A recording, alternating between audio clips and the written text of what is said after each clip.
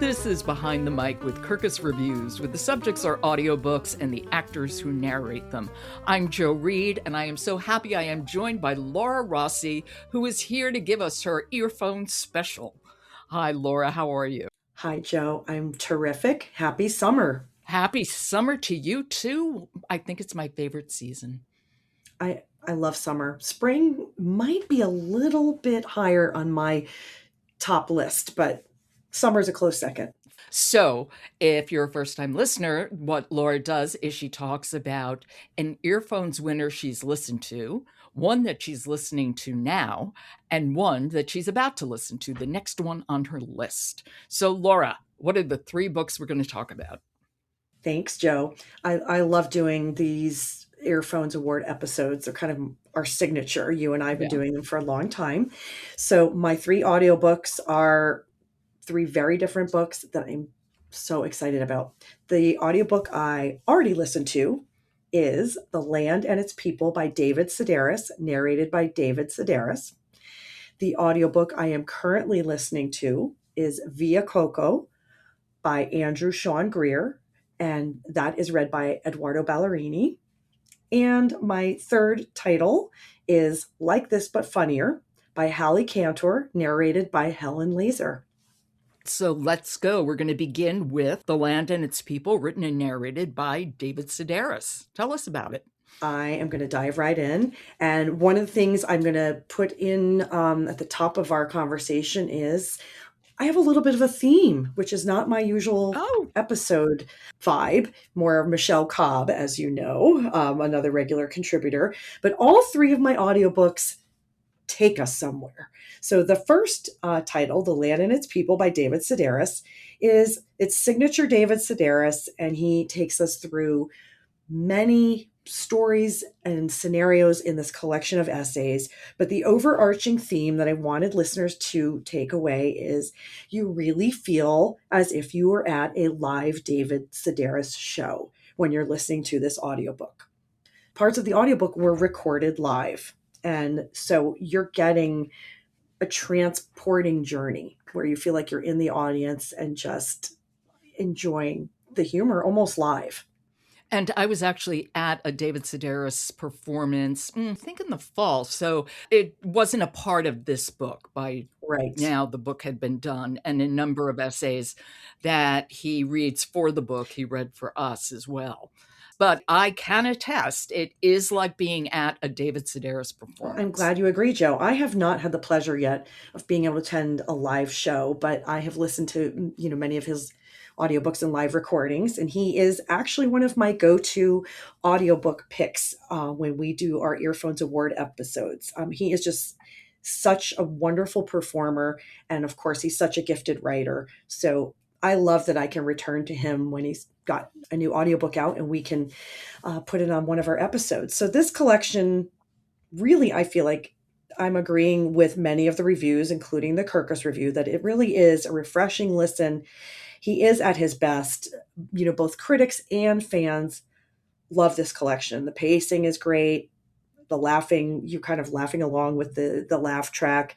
And the topics are signature Sedaris, right? So real life stuff delivered with his signature humor, whether it's aging, losing a friend, talking about, I'm chuckling remembering this chapter, but Duolingo and, trying to learn foreign language and just life. So just the small indignities of life. The small indignities. And of course, it takes me back to Holidays on Ice and some of his favorites. Which I loved. Yeah, of course. Yes. As I said, I saw one of his performances and I left that performance feeling the same way I felt about the book, which is he's honest, he's funny, he has such a keen eye, and he is endlessly self-involved. And I have to say, I think I really like him from a seat in the orchestra rather than having him in my life. That self-involvement is too much.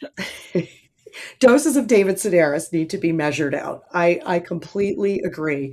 In fact, the audio clip that we'll be hearing later gave me a level of cringe and, oh my gosh, you really need to get out of your own way, Mr. Sedaris. Well, why don't we just get to it now? Yes. So on this clip, he's narrating about his house guests, his husband Hugh's upcoming hip surgery and the recovery that will happen after, and cooking, and sort of how he, David Sedaris, is going to be dealing with Hugh's recovery, how it's going to affect him. This is The Land and Its People, written and read by David Sedaris. Olivier and David had arrived a week earlier and were staying with us until the Saturday after Thanksgiving. It was their first trip to New York, and they were overwhelmed by how loud and crowded the city was. My sister Gretchen, who lives in North Carolina, was also staying with us. And though I was happy to see her and our French friends, I just returned from a long tour and had not had any time alone or alone with just Hugh since mid-September. We have a good deal of room in our New York apartment. It's not like anyone was sleeping on a sofa or hanging wet towels off the doorknobs. I just resented having to adjust my schedule. House guests meant less time at my desk, both in the morning and in the evening, when mainly because of Gretchen, we had to eat dinner earlier than usual. I can put up with a lot, but when my work schedule is interrupted, I get antsy. It didn't help that just 4 days after Gretchen was due to leave, Hugh would be checking into the hospital for hip surgery. And don't think I'm not going to need you, he said over Thanksgiving dinner. A whiz in the kitchen. Hugh makes all our meals. And when I suggested that he could probably still manage, I'm sure other people have. Can't you cook like from a wheelchair or something? He said, no, you're going to do it. 3 times a day and for as long as I need you to. He poured himself a glass of wine. I could be out of commission for months. Yes, but you don't know that for a fact, I reminded him. I'm sure there are people who recover from a hip replacement in a matter of days. You just don't hear about them. So he is brutally honest. And I really like that about him. And he is very, very funny.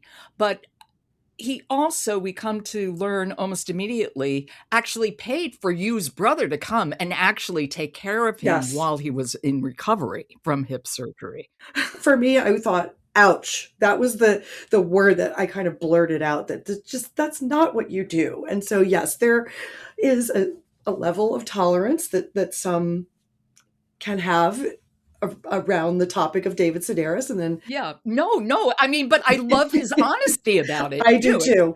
It's signature David Sedaris. And we can leave it at that, right? I think that's absolutely right. But I also have to say, again, with that honesty, I want to say he has no shame, but I meant that in a really good way too. I'm nodding my head, Joe. I know you're not seeing me right now, but I'm nodding my head because that truly is one of his best gifts and what makes him accessible to all of us. The essay he wrote about his father and Father's Day was understated, and it just cut to the bone. Really, it was so brutally honest. I mean, your heart just broke for him. But I think because it was understated, that it made it land that much harder. I will add that he has this magnificent way of kind of dressing up, if you will, or cloaking the most, sort of hit you in the heart topics with humor in a way that if we all didn't have the ability to laugh a little bit at some of the most difficult moments in our life, where would we be? It sometimes is the only way to get through and pass over some of the hardest experiences of living and just, being a human. And I also just want to emphasize that he is such an exceptionally skilled reader of his own work. His timing is so precise that even a throwaway line lands perfectly. I agree. And we're moving on to Villa Coco by Andrew Sean Greer, read by Edoardo Ballerini. You're listening to this now. I am listening to this title now. And so this book, my theme here is this book transports you to Tuscany.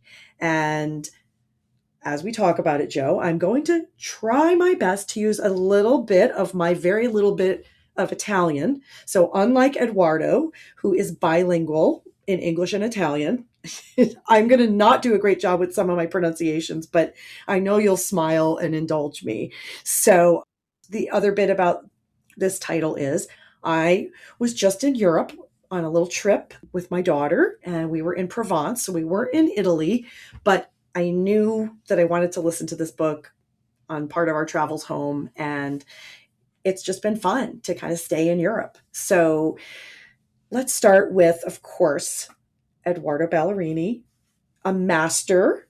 He is really in a class by himself. Golden voice, Audis, earphones. I pause every time I see a new work with his name on it. Inevitably, it's an Earphones Award title. And that and the topic and the author, of course, Andrew Sean Greer. This was just like, I can't listen to it fast enough. And so I'm actually trying to listen to it slowly because I'm enjoying it. I started listening to it because, I listen into all the books that you or everyone talks about. I could not stop. I went through the book. I loved this book.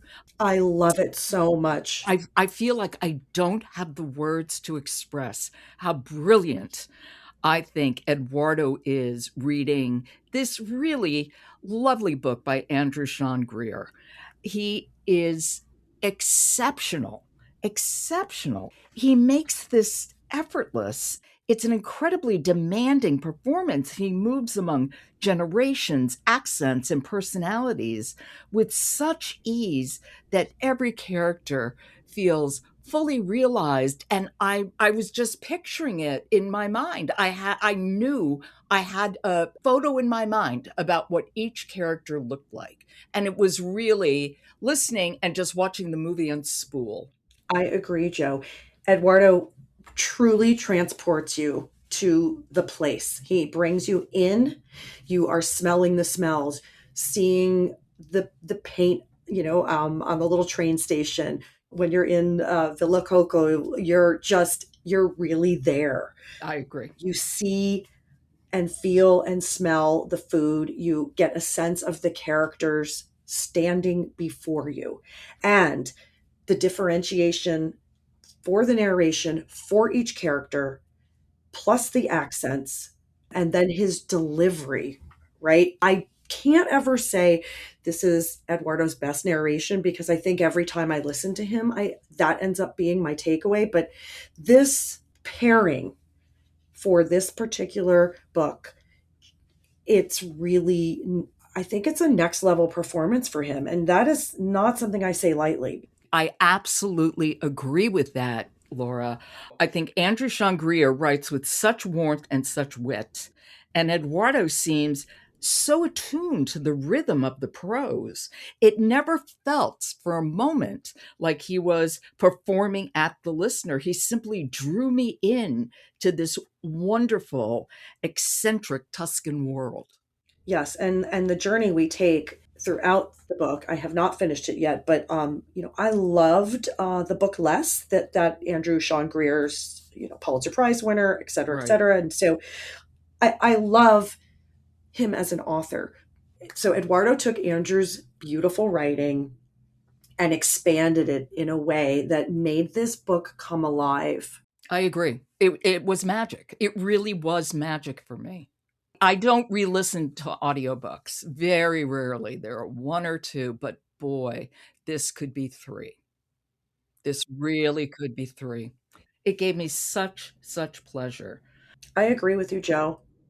I might need a second listen. Oh, I don't want it to end. And I also felt a connection with the characters throughout. I'm almost finished, so I don't want to, we never give spoilers here anyway, but I don't want to leave these characters. I know, I didn't either. Have we given a synopsis of this? Because we've been waxing so poetic over it. I'm not sure. I think we might have neglected that.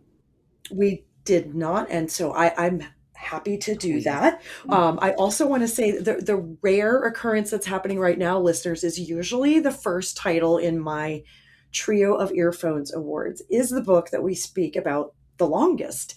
And I predicted when Joe and I got to this title that it may be kind of the heart of this episode because this listen is so Yeah. exceptional. So what's the best way to say this? I guess we have a young American who is telling his story. He has been a little bit of an aimless guy trying to figure out life and opportunities after college, and through a not so terrific, I think, college counselor and some very heavy encouragement from his parents, decides to pursue a job and go to Tuscany to become an archivist, to work for a baronessa who is wanting, her personal effects archived. And he feels that this is his moment to grow up and make things matter in his life and start his own journey. By gum, he's right. Yes. And we meet all sorts of characters. We hear intimacies around, sort of lightly touches on coming to terms with his sexuality and, maybe living a little bit of a quieter life and then, having a whole buffet of things as he's sort of gotten to know himself, getting older and in college. And now he is just resolving to be serious, to pursue this chance for order and success. And by golly, I'm going to do this. Yeah, I think because beneath all the humor and the eccentricity, I think this really is a coming of age story about discovering who you are. And I think Ballerini helps us hear that emotional growth without ever letting the novel become sentimental. I agree. I mean, both Greer and Ballerini. I mean, all credit to Greer, too. Yes. What a partnership. Well, I think we should hear a little. What clip do you have? This is the very beginning of Via Coco, our main character, who we will learn is referred to in a large part of the audiobook and novel as Giovedi, arrives at the weathered train station to begin his assistant position to Baronessa. This is Villa Coco by Andrew Sean Greer, and it's read by Edoardo Ballerini. The little Tuscan train station, brown shutters against yellow paint, seemed so fanciful you might unwrap it and find it was chocolate. The departures and arrivals sign had half its bulbs burnt out, so all our young man could discern was a cuneiform description of the current train strike. And while he looked for, and could not find, a living person, he did find a statue labeled San Drogo. The saint wore a floppy hat and seemed overburdened with a crozier, a scythe, and a sleeping lamb, as if he were carrying the shopping for another, more important saint. Our young man himself was overburdened with books, luggage, gin, fish oil, and doubt. He had followed the telegram's nonsensical instructions all the way from the eastern seaboard to Florence, whose domes and spires he glimpsed only briefly before boarding a tin-can train into the Tuscan hills, and now stood in the hot wind of a late September day. For a long time it was only himself, San Drogo, and an olive tree whose roots were breaking through its planter. Though in his later travels on sea and shore he would become accustomed to the sensation of foreign air, this first arrival in Italy would be minted forever in his memory. I feel as though the excerpt doesn't do justice to Ballerini's narration, although you do begin to get one of the great pleasures of this audiobook is how vividly both the author and the narrator evoke place. That first time, you're sort of setting foot in Europe and breathing in the air, this hot summer air, I thought, that's it. That's scratching the surface of where Edoardo takes us. Well, let's move on and tell me what you're going to listen to next. So the final title in our conversation today is Like This But Funnier, a novel by Hallie Cantor, read by Helen Laser. And Helen is an audiobook narrator, voiceover artist, actor. People may recognize her name and voice from her narration of Yellowface. And that was one of my favorite kind of new narrator discoveries when that book came out. And I also know Helen, and she's lovely. She is lovely. And she also narrated Lost about Amelia Earhart. And she just brings a freshness and a crisp voice to this narration. I only listened to the sound clip. I picked it exclusively because Helen's name, came up as the narrator. And this is the third part of my journeying. For this theme, we are going into the inner world and the neurotic mind of the main character, a screenwriter named Caroline, who lives in Los Angeles. And I just thought, that's all I need. That and Helen and the sound clip. And it just feels like it's going to be a fun, light listen. Do you have a sense of what the plot of the book is? Screenwriter Caroline is kind of hitting a wall in her career. And she decides to basically lift a patient story from her psychotherapist husband and tries to use it to further her career. And so we are literally in her head with this inner voice of this sort of neurotic, self-critical person who is trying her best to elevate her life. And it's funny. It's showing us a flawed woman. I read a couple of the reviews and I thought, based on my past listening of Helen's narration, I think she's going to breathe life into this character in a way that's going to, make me laugh, make me sort of clutch my pearls a little bit, and just generally kind of almost as a palate cleanser. I wasn't sure what I could pick after Via Coco. And so this felt like, you know what, let's just go somewhere totally different, Laura. Let's go in the head of a neurotic gal. Let's go to LA. And it's Hallie Cantor's debut novel, so all props to her. A debut novel read by a seasoned narrator, which I like that combination. Yes. And it's a little meta because the author of the book is a TV writer and also a novelist, and she lives in Los Angeles. So it's kind of a cool full circle. It feels like the kind of book that could really benefit from a nuanced audiobook performance. And boy, can Helen deliver those. I'm a great fan of hers as well. So let's hear a clip. This sound clip, Helen brings you right in to her ability to embody this character. And I'm going to just say she is talking to a producer type and talking about her career. Let's have a listen. Okay, here we go. Like This But Funnier, a novel by Hallie Cantor, read by Helen Laser. Caroline nodded intently, visualizing the contents of her refrigerator. She needed to go grocery shopping.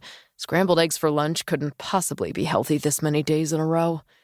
So we have a pretty full slate right now, but we're definitely open to ideas, so if you ever read a book or a magazine article and think, like, this could be a show, absolutely just shoot me an email. I'll put my email in the chat box. Great, Caroline said. I do definitely lean more toward the comedy side. Of course, totally, and as I said, we're not limited by genre. Actually, there are a few things coming up that could be interesting to you. There's this one book we are dying to adapt that is hilarious. I can send it to you if you want, as a jumping-off point for ideas. It's called The Bartender's Guide to Living, Laughing, and Dying Alone. Oh, that sounds so funny, Caroline said, praying this meeting would end before she herself died of a fatal politeness overdose. And we'll totally keep you in mind for comedy staffing in the future. That would be incredible. Let's keep in touch for sure. She would be stunned beyond belief if she ever spoke to this man again. Well, it was so nice to meet you. Likewise, thank you for taking the time. Absolutely. Enjoy your weekend, he said. It was Wednesday. Helen Laser does snark as well as anybody in this business. And that's not all she does, though. She can really give great emotional depth to a character.